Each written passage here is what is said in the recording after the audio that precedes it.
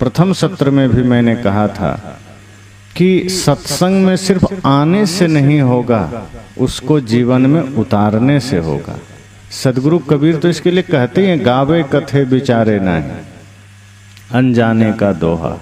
कहीं कबीर पारस पर से बिना, जस पाहन भीतर लोहा। साहब कहते हैं कि गाय खूब साखी चौपाई, दिन रात भजन गाए।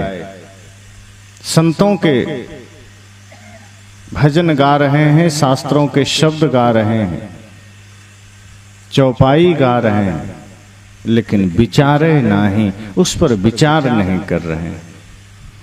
और जब विचार नहीं कर रहे हैं तो दुख मिटता नहीं है। साहब कहते हैं, करहु विचार जो सब दुख जाई। अगर विचार करेंगे तो दुख मिटेगा, विचार नहीं करेंगे दुख नहीं मिटेगा। सिर्फ रटने से, बोलने से, कथनी करने से दुख नहीं मिटता है। विचार करने से, विवेक करने से, उसको आत्मसात करने से, उस पर अमल करने से दुख मिटता है। अन्यथा ये सारे दोहे चौपाई समझो अनजाना ही रहा, अनजाने का दोहा। कि दोहा कह तो दिए, चौपाई कह तो दिए, लेकिन अनजाने बने रहे। जैसे पारस पत्थर के बारे में कहा जाता है कि पारस पत्थर से अगर लोहा का स्पर्श हो जाए तो लोहा सोना बन जाता है, लेकिन बिना स्पर्श के वो पत्थर पाहन भीतर लोहा। जैसे पाहन है, लोहा है, वो लोहा का लोहा रहेगा, पत्थर में रहेगा, कंकड़ में गिरा रहेगा, जहां तहां रहेगा वो लोहा ही रहेगा, उसमें कोई परिवर्तन नहीं आएगा। लेकिन पारस का स्पर्श हो जाए तो कहीं पत्थर के बीच भी गिरा है तो लोग उसको उठा लेंगे। रास्ता चलते कहीं लोहे का कोई छोटा टुकड़ा गिरा है, कोई ध्यान नहीं देगा, कोई उठाने नहीं जाएगा। लेकिन वही टुकड़े के जगह में, लोहे के जगह में सोना का टुकड़ा, चांदी का टुकड़ा दिख जाए तो अगर 5 आदमी एक साथ देखा तो कहेगा पांचों का हिस्सा होगा, हम पांचों देखें। तब वो आदमी नहीं सोचेगा हटाओ, सोना का ही तो टुकड़ा है, क्या उसको देखना। लेकिन नहीं, सोना का ही तो है, सोना कीमती है, महत्वपूर्ण है, हम उसके प्रति तुरंत आकर्षित हो जाते हैं, तुरंत हम उसे पकड़ने लग जाते हैं। लेकिन लोहा है तो कोई आकर्षण नहीं है, ऐसे ही पड़ा है। रास्ते में जाइए स्टेशन, कितने क्विंटलों, लाखों क्विंटल लोहा पड़ा रहता है। किसी का मन होता है कि चलो ले लें। अब कोई कोई बेचने के लिए उसको भी चुरा लेता है, लेकिन आकर्षण नहीं है आपके मन में कि लेके हम गले में धारण करें लोहा को। लेकिन सोना चांदी दिख गया तो आकर्षण होता है।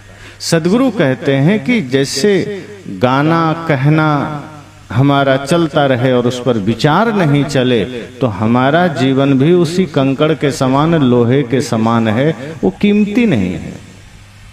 लेकिन सदगुरु रूपी पारस से जब हमारा जीवन सटता है तब हमारा जीवन भी सोने के भांति कीमती हो जाता है।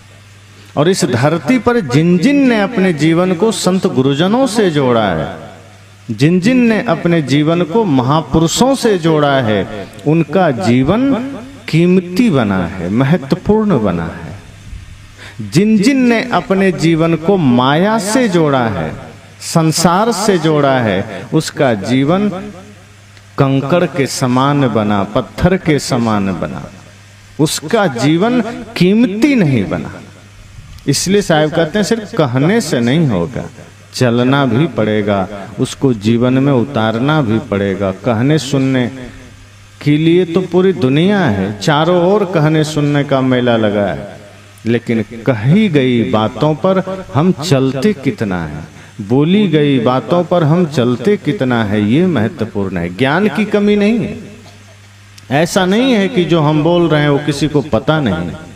इस धरती पर ऐसा कोई इंसान नहीं मिलेगा जिसको सत्य पता ना हो, जिसको सही गलत का ज्ञान ना हो। और तो छोड़ दीजिए, एक चोर को भी पता है चोरी करना पाप है। अगर पता ना हो तो वो अपने बच्चे को क्या कहता है कि बेटा बढ़िया आदमी बनना, अच्छा स्कूल में पढ़ना।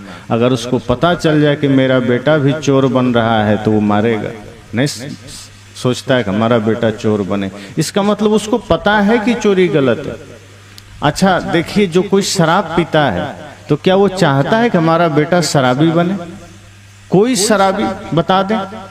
और अगर वो चाहता कि शराब बढ़िया चीज है, उसको पता होता कि नहीं मैं पी रहा हूं तो ये बढ़िया चीज है, तो जैसे कभी कभी बाजार से गन्ने का रस या जूस, मैंगो फ्रूटी लेकर आप आते हैं, बच्चे को देते हैं। अगर आपको लगता शराब बढ़िया चीज है तो शराब भी लेकर आते, बच्चे को बांटते कि लो बेटा आज तुम भी पी लो, हम तो रोज पीते ही।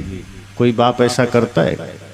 वो जानता है शराब गलत है, शराबी भी जानता है शराब पीना गलत है, चोर भी जानता है चोरी करना गलत है, लेकिन फिर भी वो करता है। जुआरी भी जानता है जुआ खेलना गलत है, इसलिए अपने बेटे को कभी नहीं भेजेगा कि जाओ आज तुम ही खेले आओ, मैं थोड़ा थक गया।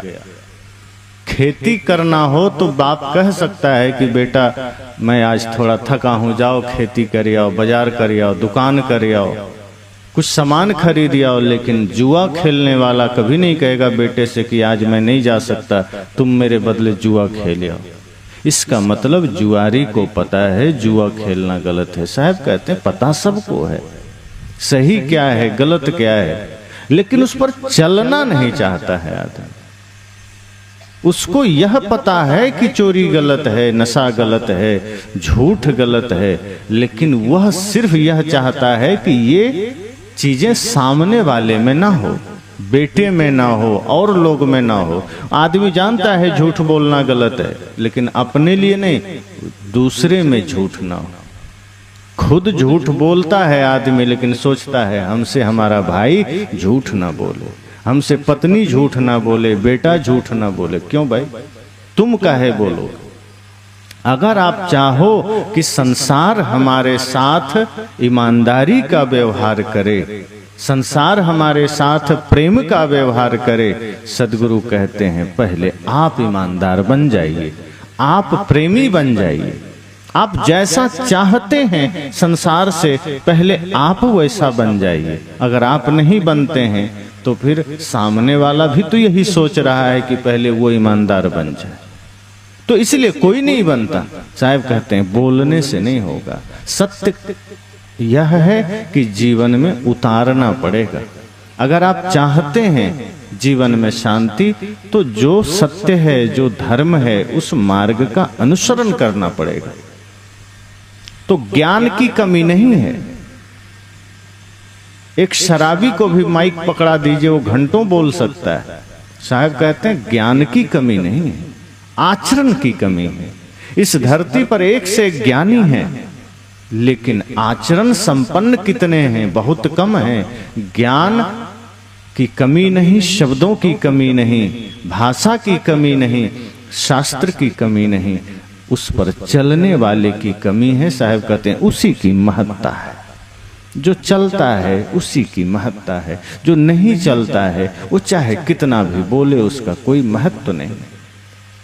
अब कोई आदमी बोले कि नशा नहीं करना है, और पता चले वो कमरा में जाके खुद नशा कर रहा है और आप सबने देख लिया, तो सोचो आपकी श्रद्धा जगेगी?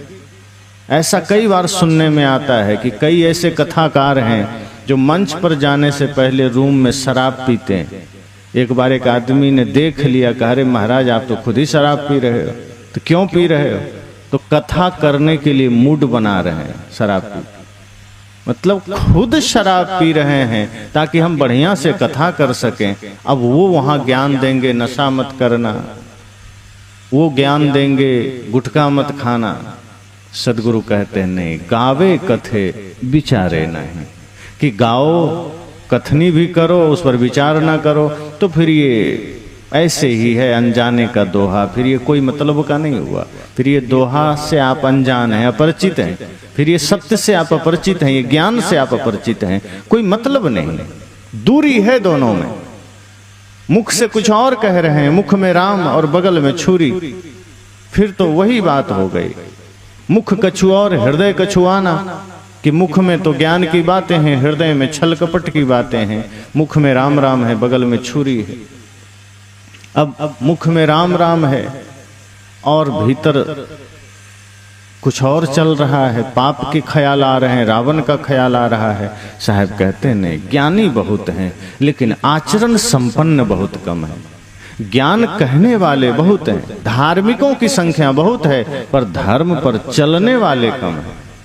अब देखिए, कुंभ में मौनी अमावस्या के दिन 5 करोड़ से ज्यादा लोग स्नान किए, 10 करोड़ के आसपास। अब अगर एक तरह से देखा जाए तो सबको धर्म में आस्था है, लेकिन क्या वे 10 करोड़ लोग धार्मिक हैं? कितने लोग उसमें से धार्मिक होंगे जो मांस मछली मदिरा नहीं सेवन करते होंगे, जो बीड़ी तंबाकू गुटखा नहीं खाते होंगे, जो किसी प्रकार का अनाचार कदाचार व्यभिचार नहीं करते होंगे। मैंने कल कहा ही था कि बहुत से तीर्थों में ही आप जाइए तो आप छला जाइएगा, आप ठगा जाइएगा। वृंदावन जाइए, ठगे जाएंगे, और परिक्रमा मार्ग पर आपको बीड़ी तंबाकू गुटखा का दुकान मिल जाएगा। जिस मार्ग पर परिक्रमा कर रहे हैं भगवान की, जिस मार्ग पर आप प्रदक्षिणा कर रहे हैं, वहीं लोग दुकान लगाए बैठे हैं कि थक जाओ तो थोड़ा बीड़ी पी लो, मन ना करे तो थोड़ा गुटखा खा लो। इसलिए मैंने कहा कि गावे कथे विचारे नाही, अनजाने का दोहा।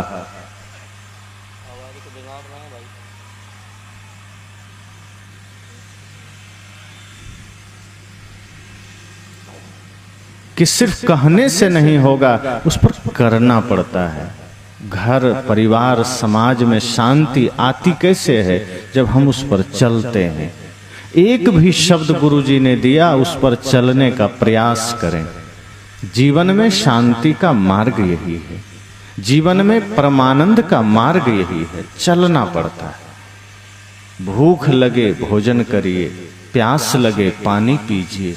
अभी सबको भूख लगी, मान लीजिए जहाँ भोजन की व्यवस्था है आपके अपने अपने घरों में, और सिर्फ थाली में परस के रख दिया जाए और कहा जाए कि नहीं कोई खाना मत, बस देख लो, तो देखने से लगेगा कि देख तो लिया, मन में मुख में लार भी आ गए, पानी आ गया, लेकिन खाने को नहीं मिला तो पेट नहीं भरेगा। साहब कहते हैं आज ज्ञान का यही दशा है। ज्ञान व्यक्ति सुनते जा रहा है, उस पर चलता नहीं, और बोलता भी है और चलता नहीं। तो बोलने वालों की कमी नहीं है, ज्ञानियों की कमी नहीं है, उसको जीवन में उतारने वालों की कमी है। और ऐसे ऐसे लोग ज्ञान देने चल पड़ते हैं जो ज्ञान से खुद कोसों दूर हैं। कथनी और करनी में दूरी है, कहने और करने में दूरी है। पूछा एक बार एक दरबार में राजा ने कि इस पूरे ब्रह्मांड में सबसे बड़ी दूरी किसके बीच है? तो एक आदमी खड़ा हुआ, उसने कहा महाराज सबसे बड़ी दूरी घर से खेत की दूरी है, हमको खेत जाने में बड़ा भारी लगता है, सबसे बड़ी दूरी है। पिताजी कहते रहते हम खेत नहीं जाते हैं, बहुत दूर लगता है। तो राजा ने कहा रे ये तो छोटी सी दूरी है, कोई दूरी? दूसरा आदमी खड़ा हुआ, कहा तुम बताओ। राजा ने कहा तुम बताओ सबसे बड़ी दूरी किसके बीच है? उस आदमी ने कहा महाराज सबसे बड़ी दूरी घर से दिल्ली के बीच है। बहुत सोचने के बाद भी दिल्ली नहीं जा पाते, तो सबसे बड़ी दूरी घर से दिल्ली के बीच की दूरी। राजा को लगा कि हाँ इस बात में थोड़ा सा दम है, दिल्ली बहुत दूर है, लोग पहुंच नहीं पाते। लेकिन तीसरा आदमी खड़ा हुआ, कहा महाराज ये भी कोई दूरी है? घर से दिल्ली की दूरी से भी ज्यादा बड़ी दूरी घर से अमेरिका की दूरी। अब लोगों ने कहा ये बात में और ज्यादा दम है, तो मान लें सबसे बड़ी दूरी घर से अमेरिका की दूरी है। तभी चौथा आदमी खड़ा हुआ, उसने कहा नहीं नहीं, घर से अमेरिका की दूरी बड़ी दूरी नहीं है, घर से चांद की दूरी सबसे बड़ी दूरी है। क्योंकि अमेरिका तो फिर भी फ्लाइट जाती है आती है, पर चांद पर अभी सबका जाना संभव नहीं है। तब राजा ने कहा ये बात में और दम है, अब क्या किया जाए? मान लें, फाइनल कर दें। तभी एक पांचवा आदमी खड़ा हुआ, कहा महाराज ये भी कोई दूरी है? अरे घर की दूरी, घर से खेत की दूरी है, तो छोटी सी दूरी है। घर से दिल्ली की दूरी है, लोग एक दिन में फ्लाइट से 1-1.5 घंटे में चला जाता है। घर से अमेरिका की दूरी, कौन सी दूरी आज उसको भी वैज्ञानिकों ने नाप लिया है। घर से चांद की दूरी को भी तो नाप लिया है। तो तुम बताओ, कहा पाताल से अंतरिक्ष की दूरी सबसे बड़ी दूरी है, इससे बड़ी दूरी और कोई नहीं। सब लोग शांत हो गए, मौन हो गए, कहा बस फाइनल मान लेना चाहिए। एक बुजुर्ग आदमी खड़ा हुआ, कहा महाराज ये सब कोई दूरी है? वैज्ञानिकों ने सब दूरी पता कर लिया, आप पूछो वैज्ञानिक से, वो बता देंगे कितनी दूरी है, नाप के बता देंगे। तो कहा तुम बताओ सबसे बड़ी दूरी किसके बीच है? कहा महाराज एक ऐसी दूरी है जिसको आज तक किसी ने नाप नहीं पाया, कोई दूरी नहीं बताता है, पास है लेकिन कोई जान नहीं पाया। वैज्ञानिकों से भी पूछो तो नहीं बता पाएगा कितनी दूरी है। कहा क्या? कहा कथनी और करनी के बीच की दूरी, वो सबसे बड़ी दूरी। पूछो किसी से, कोई नहीं जानता। कथनी सबके पास है, करनी है ही नहीं। और जहां करनी और कथनी में दूरी आ जाए तो समझो कि वो इतनी बड़ी दूरी है कि वो आदमी पूरा ब्रह्मांड घुमाएगा लेकिन अपने कथनी से करनी तक ही नहीं पहुंच पाता। इसलिए इस धरा पर सबसे बड़ी दूरी कथनी और करनी की दूरी है। कितना भी हम कुछ कह लें, कितना भी हम ज्ञान का बखान कर लें, अगर उसके अनुसार आचरण नहीं है तो समझना साहब का वह बात सत्य है कि गावे कथे विचारे नहीं। फिर हम गाएंगे, कथन करेंगे, उस पर चर्चा करेंगे, पर उसको हम धारण नहीं करेंगे। और इसी में बहुत सारे लोग पड़े हैं, इसी भ्रम में पड़े हैं कि राम का नाम ले लिया तो काम बन गया, कि कृष्ण का नाम ले लिया तो काम बन गया। आचरण में कुछ परिवर्तित करने की जरूरत नहीं, कि किसी भी मंत्र का जाप कर लिया तो काम बन गया, सत्यनारायण व्रत की कथा करवा लिए तो काम बन गया, सुबह उठ करके सूर्य को जल चढ़ा दिए तो काम बन गया, एकादशी का व्रत कर लिए तो काम बन गया। इसी चक्कर में आदमी रहता है कि ये काम कर लिया तो काम बन गया। साहब कहते हैं ये बाहर का काम है, ये अपना काम नहीं है। मन को नहीं धोया तो बाहर कुछ भी किया काम नहीं बनेगा। और आदमी यही सोचता है कि जीवन भर हम यही करते रहें, पाप धुलता जाएगा, हमारा जीवन भगवान के चरणों में चला जाएगा। आदमी सोचता है कि जीवन भर कितना भी पाप कर लें, जीवन भर कितना भी अधर्म कर लें, एक बार मंदिर चले जाएंगे, एक बार तीर्थ चले जाएंगे तो भगवान की कृपा मिल जाएगी। मंदिर गए, मंदिर में जैसे ही आदमी गया उसको लगता है भगवान की कृपा मिल जाएगी। लेकिन साहब कहते हैं नहीं, ये सब बाहरी कर्म है, बाहरी कर्मकांड हैं, इससे शांति नहीं मिलेगी, भगवान नहीं मिलेगा। इसके लिए सत्य में उतरना पड़ेगा, इसके लिए यथार्थ में उतरना पड़ेगा। जहां भी भ्रम का डेरा है, जहां भी भ्रम का मार्ग है, वहां आप सिर्फ उलझेंगे, सत्य से दूर रहेंगे, सत्य नहीं मिलेगा। और भ्रमिकों की समस्या यह है कि वो खुद तो भ्रम में है, दूसरे को भी भ्रम में डाल देते हैं। अब ऐसे ऐसे लोग हैं जो कह दिए कि तुलसी का माला पहन लो या अंतिम घड़ी में चिता में डलवा लेना तो सीधे मोक्ष मिलेगा। अब आदमी सोचता है तो इतना फालतू का धर्म ध्यान करने की क्या जरूरत है, मन को निर्मल करने की क्या जरूरत है, सत्संग करने की क्या जरूरत है। जीवन भर जम के पाप करेंगे, अंतिम में बेटे को कह देंगे तुलसी का लकड़ी डाल देगा चिता में, हो जाएगा मोक्ष। किसी ने कह दिया पढ़ने की जरूरत नहीं है, अब वो बहुत चल रहा है, भले ही उसमें भ्रम है, कुछ है नहीं, लेकिन बाहर से उसको इतना बड़ा बना दिया गया कि आदमी को लगता है इतनी भीड़ होती है, झूठ थोड़े होगी, बात सही ही कहता होगा। उसने कह दिया कि बेलपत्र में शहद लगा के शिवलिंग में चिपका दो, बेटा एकदम फर्स्ट डिवीजन पास करेगा। अब सब आदमी पीछे पड़ गया, लाखों की भीड़ हो गई, सब आदमी अब प्रयास में लग गया कि अब बेलपत्र खोजने लगे। गांव में दवाई के लिए बेलपत्र खोजने जाओ तो नहीं मिलेगा, जहां वो चल के चला जाता है बोल। आदमी सब बेलपत्र तोड़ लेता है शिवलिंग में चिपकाने के लिए। काढ़ा बनाने के लिए आप तुलसी का पत्ता खोजने जाइए, बेलपत्र खोजने जाइए, आपको नहीं मिलेगा। साहब कहते हैं यही तो भ्रम है कि दिखा दिया और आदमी उस पर दौड़ने लगता है। किसी ने कहा कि सत्यनारायण व्रत की कथा सुन लो मोक्ष मिल जाएगा, हम उसी में चले जाते हैं। हम सत्य नहीं जानते हैं कि समस्या मन में है, मन को निर्मल करना है, और हम बाहर के तीर्थों में दौड़ रहे हैं, बाहर के शब्दों में उलझे हैं। बाहर किसी ने कह दिया उसी में दौड़ पड़े कि ये कर लो तो हो जाएगा, वो कर लो तो हो जाएगा। किसी ने तुलसी के लिए बता दिया, किसी ने माला बता दिया, किसी ने जाप बता दिया। हम उसी में दौड़ते दौड़ते परेशान हो जाते हैं, अंत तक हमें कुछ नहीं मिलता। लेकिन उसमें जाने के बाद जब भगवान का दर्शन नहीं हुआ, जब सत्य का दर्शन नहीं हुआ, शांति नहीं मिली, तो आदमी सोचता है कि अब क्या करें। तो ठग लोग क्या कहते हैं कि नहीं, तुम सच्चे मन से प्रार्थना नहीं कर रहे हो इसीलिए भगवान नहीं मिल रहे, वरना मिल जाते। अब आदमी को और उलझाता है, अब उसमें चले ही गए तो नहीं मिलता।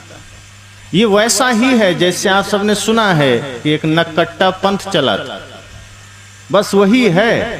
एक आदमी बेचारा किसी कारणवश किसी दुर्घटना में उसकी नाक कट गई। अब नाक कट गई तो जिधर से निकले, अब कोई भी बोले तो और नकटे चाचा कैसे हो, और नकटे भैया कैसे हो, और नकटे ताऊ कैसे हो। वो जो भी बोले उसको नकटे जरूर बोले, नक कटे। वो बेचारा परेशान हो गया। अब कोई निकले और नकटे भाई राम राम, प्रणाम भी कोई करे तो नकटे भाई राम राम, नकटे जी प्रणाम। वो सुन सुन के परेशान हो गया। अब कोई आदमी बगल में, एक आदमी ने दूसरे से कहा अरे नकटे मत कहो, तो उसे लगा कि ये मेरे पक्ष में है, ये रोक रहा है। लेकिन जब सब चला गया तो वो भी धीरे से पूछता अच्छा ये तो बताओ नाक कैसे कटा। उसको लगा कि ये भी बेइज्जती कर रहा है, जो देखो वही नकटे भाई, नकटे चाचा, नकटे ताऊ, नकटे भैया। वो सुन सुन के परेशान हो गया। जिधर निकले नकटे चाचा, और बताओ। उसे लगा कुछ तो उपाय निकालना पड़ेगा। अब वो बन गया साधु। कहा अब ऐसे ठीक नहीं, अब साधु बन जाना है। लेकिन अब साधु बन गया तब भी नकटे बाबा राम राम। अब उसे लगा कि अब भी समस्या है। अब जहां मिले और नकटे बाबा पाए लागी। वो कहा ये समाधान नहीं हुआ, बाबा बन गए पर ये नाक वाला समस्या रह गई। तब कुटिल योजना सूझी उसकी। अब एक दिन किसी ने पूछा बाबा नकटे भैया, नकटे बाबा राम राम, ये तो बताओ नाक कैसे कटी। कटी थोड़े है, हमने खुद ही काटी। लोगों ने कहा है का यही तो बाधा थी। कहा किसमें? कहा भगवान के दर्शन में बड़ी बाधा हो रही थी, इसलिए नाक ही काट दिया।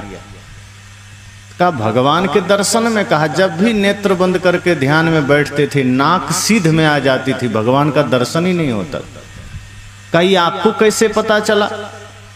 करे पागल जानते नहीं हो, रात में सपने में भगवान आए थे। उन्होंने कहा कि तुम इतनी मेरी पूजा करते हो, प्रार्थना करते हो, लेकिन तुम कुछ देते नहीं हो, समर्पित नहीं करते हो।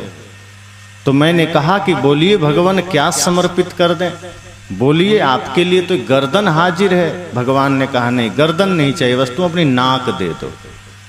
नाक दे दोगे तो मैं सदा तुम्हारे पास रहूंगा, फिर तुम मुझे कहीं भी दर्शन कर सकते हो। और भगवान के दर्शन के लिए नाक कटाना कौन सी बड़ी बात है? मैंने कटवा दी। तो कहा दिखते हैं भगवान? कही देखो पास ही खड़े हैं। कहा हमें तो नहीं दिख रहे, नाक कटाओ दिख जाएंगे, अभी दिख जाएंगे। उसने कहा दिख जाएंगे? कहे बिल्कुल, हमारी तो अगल बगल ही रहते हैं भगवान। नाक कटी कि उसी समय से भगवान दिख रहे हैं। तो सामने वाला एक आदमी ने कहा कि अगर थोड़ा सा नाक कटाने के बाद भगवान दिख जाए तो हमारी भी काट दो। कहा कटा लो। नाक काट दिया। अब कहा हमें तो नहीं दिख रहे। कहा हमें भी नहीं दिख रहे। तो काहे कटवाया? का तो जाकर तो दूसरों को बता दो कि नहीं दिख रहे। क्या अब बताएंगे बेइज्जती होगी। कहते तो तुम भी बताओ दिख रहे। तो वो भी चिल्लाने लगा कि हमें भी भगवान दिख रहे हैं, नाक कटाने से भगवान दिख रहे हैं। तो अब एक से दो हो गए। पहले एक कहते थे कि नाक कटाओ तो भगवान मिलेंगे, अब नाक कट्टा पंथ ही चला दिया उसने। पहले उस नाक के वजह से बेइज्जती होती थी, अब चेले बनने लगे कि भैया हमारा भी नाक काट दो, हम भी भगवान का दर्शन करेंगे। अब 1 से 2 हो गए, अब दूसरा ने खूब प्रचार किया। जैसे सोशल मीडिया का जमाना है, किसी बात का प्रचार हो तो धरती पर तुरंत बात फैल जाती है। समझो कि दूसरे ने उसकी पूरा वायरल कर दिया। जहां जाए, अरे ये नाक बड़ी बाधा थी, हमारे गुरुजी ने नाक काट दी, भगवान अब सामने ही रहते हैं। कहीं भी बैठो तो भगवान हटते ही नहीं है, सामने रहते। तो तीसरा आदमी ने कहा इतना सरलता से भगवान मिलेंगे? कहा बिल्कुल। कहा हमरा भी काट दो, उसका भी काट दिया। कहा दिखते नहीं? कहा किसी को नहीं दिखते, पर अब क्या करोगे? तो कहा दूसरों को समझाओ कि दिखते हैं और कटवा लो ना। तो 3 से फिर 300 हो गए, 3000 हो गए, नाक कटते चली गई, लेकिन भगवान किसी को नहीं दिखे। अब वो उसमें से कोई हिम्मत भी ना कर सके कि कह दें कि नहीं दिखता। अब कोई कहे तो अपनी बेइज्जती, नाक तो कट गई, अब नाक तो जुट नहीं सकती है। लेकिन एक आदमी हिम्मत किया कि नहीं, इसका पर्दाफाश करना पड़ेगा। ये भ्रम है, ये पाखंड है, ये सिर्फ लोगों को छल रहा है। नाक कटने से कहीं भगवान दिखता है? अरे बुरे विचार को काटो, अपने भीतर के बुराई को काटो, अपने मन के कलुषित भावनाओं को काटो। ये नाक काट रहे हो। एक आदमी ने हिम्मत किया और जाके बताया कि मेरी कटी तो कटी, लेकिन मैं दुनिया की नहीं कटने दूंगा, और को भ्रम में नहीं पड़ने दूंगा। यही बात संत कहते हैं कि जो भ्रम में एक बार पड़ गया, फिर वो और भ्रम का विस्तार करता है। जो अंधकार में पड़ गया, फिर वो अंधकार का विस्तार करता है। जो अज्ञानता में पड़ गया, वो अज्ञानता का विस्तार करता है। लेकिन कोई कोई उसमें से सत्य को समझ गया, फिर वही बाहर आकर कहता है कि नहीं नहीं, मैंने सब जान लिया है, मैंने सत्य को देख लिया है, अब कहीं कुछ नहीं है भ्रम के सिवा, अज्ञानता के सिवा, अंधकार के सिवा। इसलिए इस अंधकार में मत पड़ना। मन निर्मल करेंगे तो सब मिलेगा। ये परमात्मा नाक कटाने से नहीं मिलेंगे। ये सत्य की प्राप्ति सिर्फ राम का नाम लेने से नहीं होगा। सत्य की प्राप्ति, परमात्मा की प्राप्ति, परम आनंद की प्राप्ति मन को पवित्र करने से होगा। और मन को पवित्र नहीं करो तो जितना भी बाहरी कर्मकांड करते रहो, कुछ मिलने वाला नहीं है। सिर्फ ठग विद्या चल रही है संसार में। जहां भी जाओ आदमी कहता है मेरे पास आओ, मैं डायरेक्ट स्वर्ग भेज दूंगा। कोई कहता है मैं मोक्ष दे दूंगा, कोई कहता है मैं जीवन के सारे दुख हर लूंगा। सदगुरु कहते हैं ये सारे सुख दुख हमारे कर्म के अनुसार होते हैं, और अगर हमने कर्म ठीक किए तो सुख मिलेंगे, कर्म गलत किए तो दुख मिलेंगे। दूसरा कोई नहीं कर सकता। लेकिन लोग समझा देते हैं कि नहीं, ये भगवान की माया है, हम मंत्र देते हैं, इसका जाप कर लेना, भगवान की माया खत्म हो जाएगी। पर राम जी से जब लोगों ने कहा कि आपको मंथरा और माता कैकेयी के वजह से दुख हुआ, पीड़ा हुई, तो राम जी ने साफ मना कर दिया कि नहीं नहीं, माता को दोष मत दो, मंथरा को भी दोष मत दो। किसी के वजह से मुझे दुख नहीं मिला, दूसरों के वजह से मैं जंगल नहीं आया हूं। तो काहुन को सुख दुख कर दाता, निज कृत कर्म भोग सुनु भ्राता। उन्होंने कहा लक्ष्मण से कि लक्ष्मण दूसरे दोषी नहीं है इसमें। ये मत सोचना कि दूसरे के वजह से दुख मिल गया और जब चाहें तो पूजा करके हम सुख पालेंगे। राम जी ने कहा नहीं, ये निज कृत कर्म है, अपने ही द्वारा किया गया कर्म है जिसका फल हम आज पा रहे हैं, और इसे कोई मिटा नहीं सकता है। मिटाने का उपाय हमें ही करना है, दूसरा कुछ नहीं कर सकता। ये सस्ता सरल उपाय नहीं है कि कहीं जल चढ़ा दो काम बन जाएगा। ये सिर्फ भ्रम है, और ये चारों तरफ भ्रम फैला है।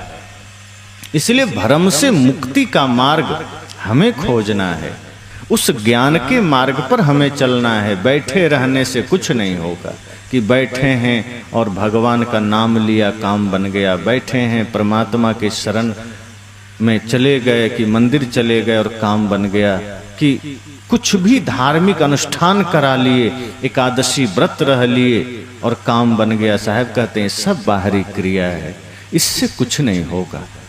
मन की शुद्धि चाहिए, मन की निर्मलता चाहिए, क्योंकि संसार में सारे उपद्रवों का कारण आपका मन है। आपस में जो झगड़े हैं, विवाद हैं, एक दूसरे के साथ जो कुछ भी गड़बड़ व्यवहार हुआ है, उसका श्रेय मन को जाता है, मन के वजह से। और जब मन को हम साधते हैं तो सब सही हो जाता है। हम बाहर कितना भी यत्न करते रहें, धन दौलत पद प्रतिष्ठा के वजह से अगर किसी के बीच विवाद खड़ा हुआ है तो उस विवाद को भी हम मन को निर्मल करके ही सुलझा सकते हैं, क्योंकि मन ही वहां भी कारण है। मन चाहता है सब हमें मिल जाए, मन चाहता है हम ही धन का मालिक बन जाए, हम ही घर का मालिक बन जाए, सामने किसी को कुछ न मिले। एक सज्जन मुझे फोन किए, उन्होंने कहा गुरुजी आपका विचार सुना हूँ, बड़ा आनंद मिला, लेकिन एक समस्या है कि मेरा छोटा भाई सारा जमीन जो बाद में खरीदा गया है वो मुझे देना नहीं चाहता है, क्या करें। मैंने कहा आपका मन क्या कहता है? कि हम समझ नहीं पा रहे हैं, जमीन है वो कहता है सब हम ही रखेंगे। तो हमने कहा छोड़ दो, भाई ही तो है, विवाद क्यों करना। आपके पास खाने भर का है कि नहीं? कहा है। मैंने कहा जीने के लिए कहा है, लेकिन जो बाद में लिया गया वो उसमें हमारा भी हिस्सा बनता था। मैंने कहा कि जब राम जी भरत जी के लिए पूरी गद्दी छोड़ दिए तो राम जी का क्या घट गया? एक बार बड़ा दिल करके तो देखो, हमें लगता है बेटे भूखे मर जाएंगे, अरे भाई ही तो मांग रहा है, दे दो दिल खोल करके, आपका कुछ नहीं घटेगा। लेकिन आगे आप जो आनंद में जिएंगे, आप जो परमानंद में जिएंगे, आपका जीवन सुंदर होगा। आपके पास छोटा सा जमीन का टुकड़ा भले कम हो जाएगा, लेकिन आनंद आपके जीवन में रहेगा, परमानंद का खजाना कम नहीं होगा। तब उन्होंने कहा जी गुरुजी हम यही करेंगे। हमने कहा राम की कहानी पढ़ रहे हो, रामायण पढ़ रहे हो, खूब गा रहे हो, विचार कर रहे हो, पर रामायण का जीवन कहाँ जी रहे हो? उसी धन के पीछे, उसी पद के पीछे पूरा जीवन गंवाए चले जा रहे हैं। भले ही राम का गुणगान कर रहे हैं, ताल बजा बजा करके हम राम का भजन गा रहे हैं, लेकिन राम का आचरण कहाँ उतर रहा है? हमें लगता है नहीं जमीन का मामला है, धन का मामला है, कैसे छोड़ दें, हमारा क्या होगा। ये मन से हम भ्रम निकाल ही नहीं पाते कि इस धरती पर कोई भी आदमी जो सम्यक श्रम करेगा, सत्य मार्ग पर चलेगा, वो कभी भूखा नहीं जी सकता है।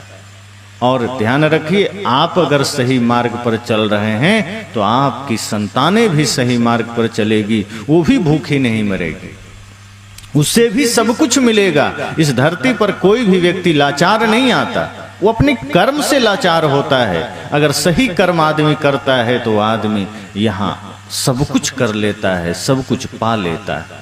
इसलिए सदगुरु कहते हैं कि सत्संग को सिर्फ गाने विचारने से कुछ नहीं होगा, बोलने से कुछ नहीं होगा, रामायण पढ़ने से कुछ नहीं होगा, गीता पढ़ने से कुछ नहीं होगा, वैसा जीवन भी जीना पड़ेगा। हम रामायण को पढ़ें, कृष्ण की गीता को पढ़ें, खूब व्रत करें, उपवास करें। एक माँ अपने बेटे के लिए जितिया का व्रत रखती, किस लिए? तो बेटे की आयु बढ़ जाए, बेटा खूब तरक्की करे। मैंने कहा कि तुम भूखी रह जाओगी तो बेटा कैसे आयु उसका बढ़ जाएगा, कैसे वो तरक्की करेगा? अगर बेटे की आयु बढ़ानी है, बेटे को तरक्की करवानी है, तो उसको संस्कार दीजिए, उसको सही मार्गदर्शन दीजिए। अब तुम घर में भूखी बैठी हो, बेटा वहां चौक पर जाके शराब पी के नाच रहा है, तो आयु कैसे बढ़ जाएगा? ट्रक गुजरेगा, कुचल के चला जाएगा। अब तुम जितिया करते बैठी रहो। अगर बच्चे को सही संस्कार देंगे तो भूखे रहने की जरूरत नहीं है, ऐसे ही वो प्रतिष्ठित हो जाएगा, नाम कमा लेगा, आयु बढ़ेगी, विद्या बढ़ेगी। लेकिन हम सोचते हैं कुछ बाह्य कर्मकांड करके किसी के जीवन में कोई परिवर्तन आ जाए। अब ऐसी मान्यता आ गई है कि पत्नी भूखी रह करके अगर करवा चौथ का व्रत कर लेंगी तो पतियों की आयु बढ़ जाएगी। तो पति तो कोई करवा चौथ नहीं करता, फिर भी पत्नी 100 साल 90 साल तो जीती ही है। उनके लिए तो किसी ने नहीं किया, उनकी आयु कैसे बढ़ गई? और ये व्रत मुसलमानों में तो होता ही नहीं है, तो मुसलमानों को तो मर ही जाना चाहिए। वो तो फिर भी वो भी जी रहे हैं। एकादशी व्रत भी नहीं होता ईसाइयों में, मुसलमानों में, फिर भी वो बाहर से तो समृद्ध हैं ही, हमसे ज्यादा समृद्ध हैं। आप चले जाइए, दुबई चले जाइए, मलेशिया चले जाइए, कतर चले जाइए, बहरीन चले जाइए, जितने मुस्लिम देश हैं लगभग बड़े धनपति हैं सब। सफाई है, स्वच्छता है, विकास है। कोई व्रत त्योहार हमारा वाला वो नहीं करते, तो उनको कैसे मिल रहा है फल? वस्तुतः बाहर की समृद्धि, बाहर का सुख, बाहर का वैभव हमारे कर्म से मिलता है। अगर हम बढ़िया कर्म करेंगे हमें भी मिल जाएगा। ये ढोंग से, भ्रम से, पाखंड से बाहर की समृद्धि नहीं मिलती, बल्कि सिर्फ मन को तसल्ली मिल जाती है, मन को थोड़ी सांत्वना मिल जाती है। वरना अगर अभी देखिए सरस्वती पूजा में लोग खूब सरस्वती माता की पूजा की। अब कोई बच्चा पढ़े नहीं और दिन रात सरस्वती जी की वंदना करते रहे तो परीक्षा में पास हो जाएगा? कितना नंबर लाएगा? 0। लेकिन माता सरस्वती की पूजा न मुस्लिम देश में है, न ईसाई देश में है, और हमसे पढ़ने में आगे वही लोग हैं। तो उसने तो नहीं किया, तो माता सरस्वती तो व्यवहार ठीक नहीं की ना। पूजा हम कर रहे हैं, विद्या दूसरों को जाके दे जा रही है। वो जापान वालों को विद्या दे गई, चीन वालों को दे गई। भाई वो पूजते ही नहीं है, उनको विद्या बांट आई, और आप पूज रहे हैं तो आपको दे नहीं रही। क्यों?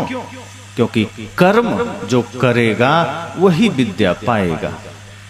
जो नहीं करेगा, जो सोचेगा सिर्फ मंत्र पढ़ के काम चला लें, नहीं पाएगा। हमारे यहाँ पूजा चलती है शिव जी की, माता दुर्गा की शक्ति के देवी हैं, शक्ति महाकाल हैं। फिर भी भारत अभी भी शक्ति में पीछे। और जो अमेरिका, रूस, चीन शिव जी की और माता दुर्गा की पूजा नहीं करता है, वहां सबसे ज्यादा परमाणु बम है और सबसे ज्यादा शक्तिशाली है। अमेरिका और रूस अकेले इतना शक्तिशाली हैं कि दोनों में कोई अकेले चाह ले तो दुनिया को खत्म कर सकता है। फिर चीन भी उसी राह पर है, जबकि वो लोग कोई शिव जी की उपासना नहीं करता। तो क्या सिर्फ पूजा से शक्ति आती? अगर पूजा करने से शक्ति आती तो भारत हर दिशा में आगे रहता, विद्या में, धन में। धन भी देखो हमारे पास कम है, जबकि लक्ष्मी जी की पूजा हम ही लोग करते हैं, गणेश जी की और लक्ष्मी जी की। उस हिसाब से तो भारत से धनी कोई होता ही नहीं। लेकिन धन में जापान आगे है, अमेरिका आगे है, मुस्लिम देश आगे है। सदगुरु कहते हैं बाहरी पूजा का भ्रम जाल से निकलना पड़ेगा। हम उसमें पड़ जाते हैं, किसी ने बता दिया उसी शब्द के पीछे चले गए, लेकिन हम अपने जीवन में आचरण में सत्य को उतार नहीं पाते हैं, अपने कर्म को बदल नहीं पाते हैं, अपने जीने के ढंग को नहीं बदल पाते, हम अपने मन को निर्मल नहीं कर पाते। हम अव्यवस्था में जीते हैं और सोचते हैं कि जो भी है, जैसा भी है, दिन रात मारा मारी भागम भाग में जीते रहें। अंतिम घड़ी में कभी मौका मिला तो मंदिर चले गए, कहीं मौका मिला तो कुछ मंत्र जाप कर लिए, शायद इससे मुक्ति मिल जाए। सदगुरु कहते हैं नहीं, भ्रम से ऊपर निकलिए और सत्य को धारण करिए। ज्ञान में जब आप उतरेंगे तब जाकर के बात बनेगी, सिर्फ बोलने से नहीं होगा। पारस से जब तक लोहा का स्पर्श नहीं होगा वो सोना नहीं बन सकता है। सत्संग से, ज्ञान से हमारा स्पर्श जरूरी है। हम जब उससे जुड़ेंगे तभी जीवन बदलेगा। राम जी जंगल में रहे ऋषि मुनियों के पास बैठते थे। पूरा जीवन उन्होंने जंगल में जितना भी समय बिताया संत गुरुजनों के सानिध्य में बिताया। संत गुरुजनों से उन्होंने तप सीखा, ध्यान सीखा, योग सीखा। इसलिए राम जी मर्यादा पुरुषोत्तम बन गए, उनका जीवन चमक गया। वो जानते रहे। इसलिए जब माता शबरी से भी मिले तो इतनी संत की महिमा वो जान गए, गुरु की महिमा, कि माता शबरी भी जब पूछती है कि कुछ ज्ञान दे दीजिए तो राम जी ने यही कहा, प्रथम भक्ति संतन कर संगा। राम जी ने वहां ये नहीं कहा कि पहली भक्ति ये करना कि शिव जी के मंदिर चले जाना, कि कोई मंत्र जाप कर लेना, कि मेरी पूजा कर लेना। राम जी ने कहा नहीं नहीं, अगर तुमने जीवन में संत का संग कर लिया, बढ़िया सच्चे संत की, तो कुछ करने की जरूरत नहीं। इसलिए राम जी ने सीधी बात कही, प्रथम भक्ति ही संतों का संग है, क्योंकि वहीं से तुम्हें अपना पता चलेगा, वहीं से तुम्हें सत्य सत्य का पता चलेगा, वहीं से तुम संसार को जान सकोगे, स्वयं को जान सकोगे, मैं कौन हूं ये तुम वहीं से जान सकोगे। और सातवीं भक्ति तो उन्होंने स्पष्ट कर दिया कि सप्तम मैं सब जग देखो, राममय देखो समस्त जगत को। किसी को भी देखो तो ये देखना कि उसके अंदर राम है, कोई दूसरा नहीं है। घृणा मत करना किसी से, नफरत मत करना किसी से, किसी को देख करके ईर्ष्या मत करना, सबके भीतर मेरा ही रूप देखना। लेकिन हे माता, अगर कहीं संत मिल जाए तो मोते संत अधिक करी लेखो। कहीं संत मिले तो ये समझना कि वो मुझसे भी श्रेष्ठ हैं, इस भाव से मिलना। ये राम जी कहते हैं। इसलिए सदगुरु कहते हैं कि सच्चे संत के चरण में जब हम जाते हैं, उनके शरण में जाते हैं, तो सत्य मिलता है, तो हमें सत्य के मार्ग पर चलने की प्रेरणा मिलती। वरना बाहर तो दुनियादारी में बहुत से उलझने हैं। लोग कुछ भी सिखा देंगे कि ये मंत्र ले लो काम बन जाएगा, ये नाम दान ले लो काम बन जाएगा। एक आदमी दूर से फोन किया हरियाणा से, कहा गुरुजी हम आपसे नाम दान लेना चाहते। मैंने कहा क्यों, कोई बात है? कहा हाँ, घर में बड़ी पीड़ा है, बेटा बात नहीं मानता है, बहू भोजन नहीं देती है, आपसे दीक्षा वहीं से दे दीजिए और कुछ मंत्र दे दीजिए जिससे कि बेटा और बहू मेरे बस में हो जाए। मैंने कहा फिर कहीं और आप जाएं, ये शक्ति मेरे पास नहीं। मैं ऐसा मंत्र तो दे सकता हूं जिससे आपका मन आपके बस में हो सकता है, लेकिन दूसरे को आप अपने बस में कर लें, ये मंत्र मेरे पास नहीं। क्योंकि ये सुन रखा है लोगों ने कि गुरु के पास ऐसे ऐसे मंत्र हैं जो दे दें तो दुनिया मिट्टी में हो जाए। मैंने कहा मेरे पास तो कम से कम वो मंत्र नहीं है कि आपका बेटा बहू आपके हाथ में आ जाए। हाँ, इतना मैं बता सकता हूं मन बस में कैसे करें, आप अपने इंद्रियों को अपने बस में कैसे करें, ये ज्ञान है मेरे पास, ये मैं बता सकता हूं। उन्होंने कहा नहीं फिर भी कुछ तो छोटा मोटा मंत्र दे दीजिए, बेटा बात माने। मैंने कहा आप एक सच्चे पिता बनकर जिए, आज नहीं तो कल आपका बेटा जरूर बात मानेगा। अगर पिता सिर्फ अपने पिता होने का फर्ज निभाना शुरू कर दे, वो एक सच्चे पिता बन जाए, माता एक सच्ची माता बन जाए, 99% 100 तो नहीं कह सकता कि आपके बच्चे आपके मार्ग का अनुसरण करेंगे, आपके अनुसार चलेंगे। अनुसार का मतलब इतना है कि वो आपको सम्मान देंगे, आपकी आज्ञा में रहेंगे। लेकिन यदि आप पिता होने का फर्ज छोड़ देंगे और आप अपना ही जीवन को धर्म पथ से भटका देंगे तो बेटे भी बिगड़ेंगे, परिवार भी बिगड़ेगा, फिर कोई कुछ नहीं कर सकता। इसलिए पहले एक सच्चे पिता बनिए, आप एक सच्चे इंसान बनिए, उसके बाद सब बात हो जाएगी। वरना किसी को बस में नहीं किया जा सकता, अपने मन को बस में किया जा सकता है। उन्होंने कहा मैंने बहुत संतों को सुना है, लोग कहते हैं कि हमारे पास मंत्र है, दूसरे बस में हो जाएंगे।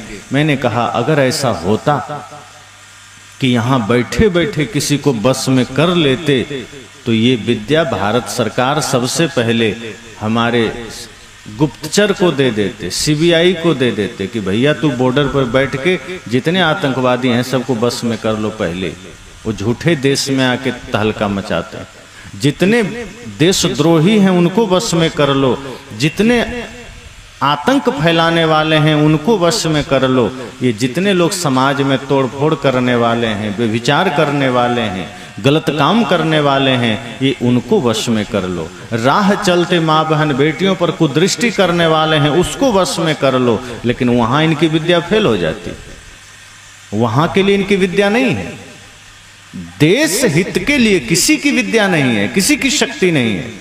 जो भी धर्म गुरु कहते हैं मेरे पास शक्ति है, मैं कहता हूं देश की सेवा में लग जाओ। ये 2-4 लोग को इकट्ठा करके वहां अपनी शक्ति क्या दिखाते, कि उसको बस में कर लिया, उसको कर लिया, उसका भविष्य बता दिया, उसका भूत बता दिया। अरे मैंने कहा बताना है तो ये बता दो कौन आतंकवादी कहाँ छिपा है, देश में कहाँ क्या दुर्घटना होने वाली है, देश में कब गरीबी मिटेगी, देश का विश्व गुरु बनेगा, ये बताओ।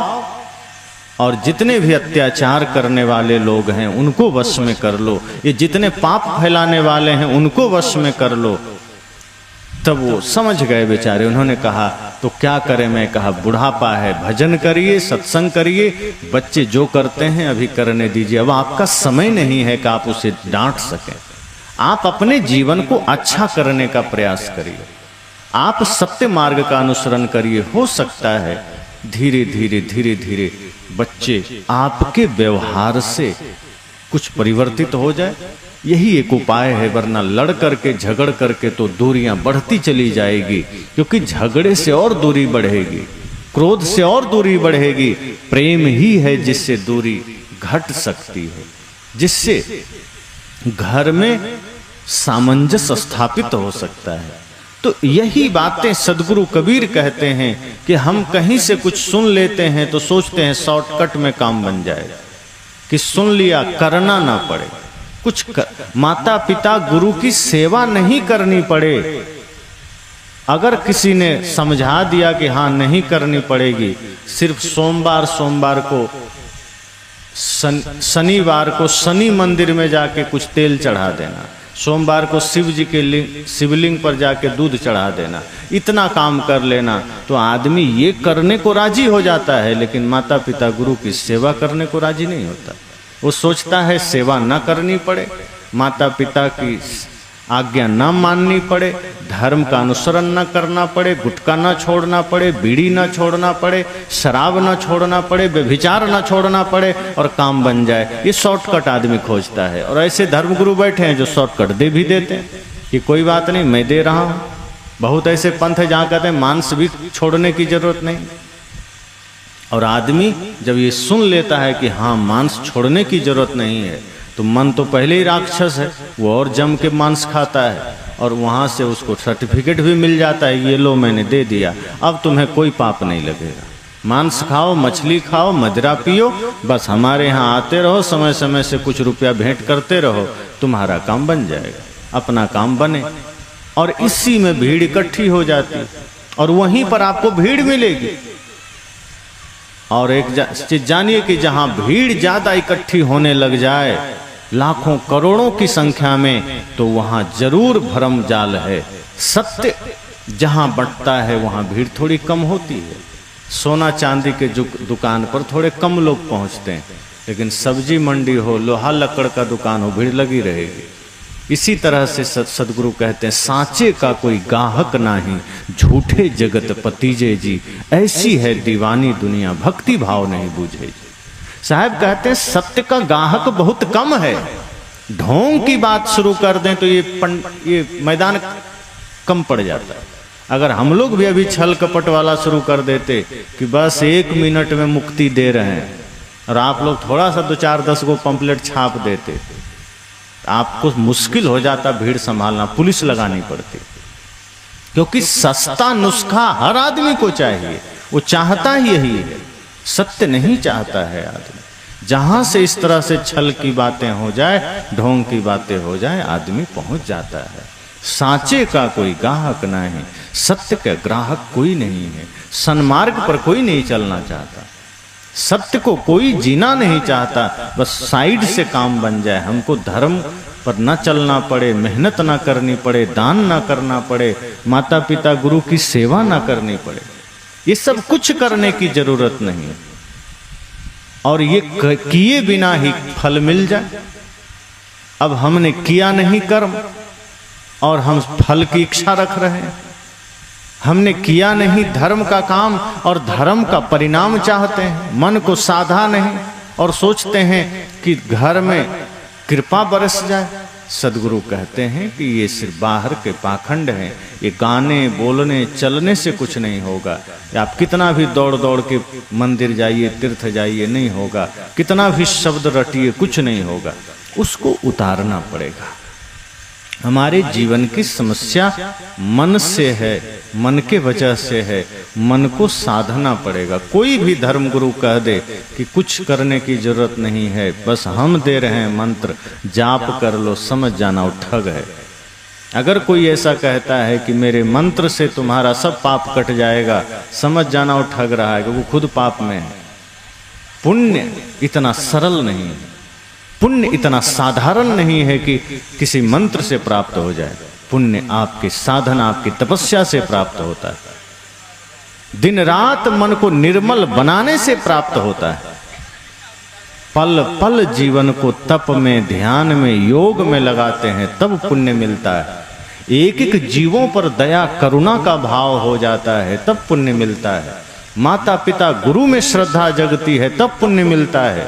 राष्ट्र की सेवा में हम आगे बढ़ते हैं, तब पुण्य मिलता है। और भूखे को भोजन, प्यासे को पानी देने के लिए जब हम निस्वार्थ भाव से खड़े होते हैं, तब पुण्य मिलता है। पुण्य इतना सरल नहीं कि कोई मंत्र जपे और पुण्य मिल गया, कि गुटखा खा रहे हैं और राम राम बोल रहे हैं, कि मांस खा रहे हैं और ओम नमः शिवाय बोल रहे हैं। तो ऐसे मतपंथ भी हैं जो कहता है मांस मत छोड़ो, भाई से झगड़ा करते हो चिंता नहीं करना, मैं हूं ना। मदिरा पी रहे हो पियो, एक बोतल पीते हो 2 पियो, कोई हर्ज नहीं, हम सब ठीक कर देंगे। समझ जाना सिर्फ ठग विद्या है। सदगुरु कहते हैं कि गावे कथे विचारे नहीं।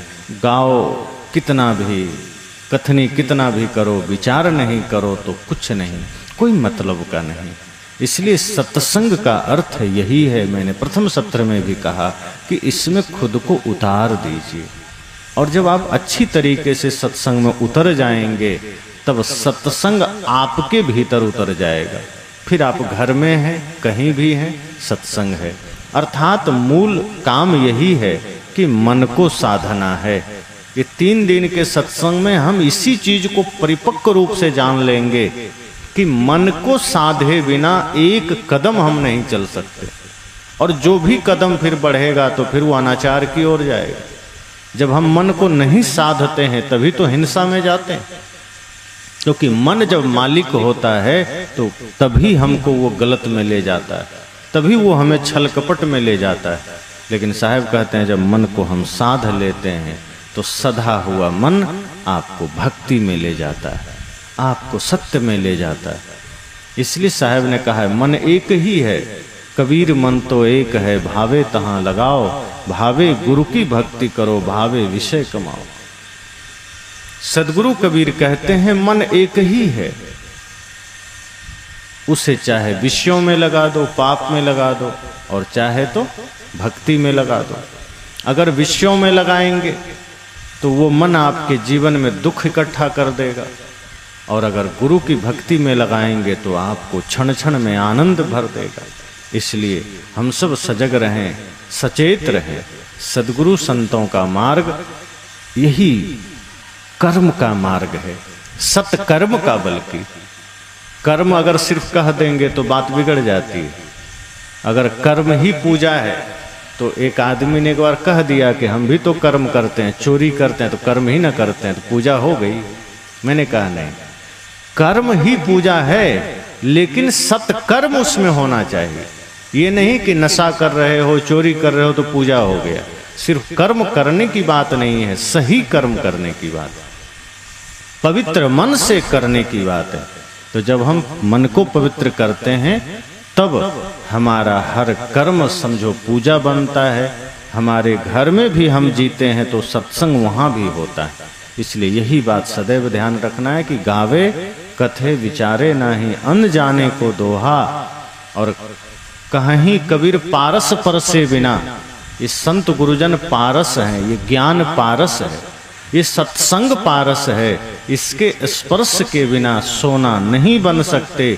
सोना बनना है तो हम अपने मन को जरूर ज्ञान से स्पर्श कराएं, ताकि सबका मन सोना बन सके, कीमती बन सके, पवित्र बन सके। बस।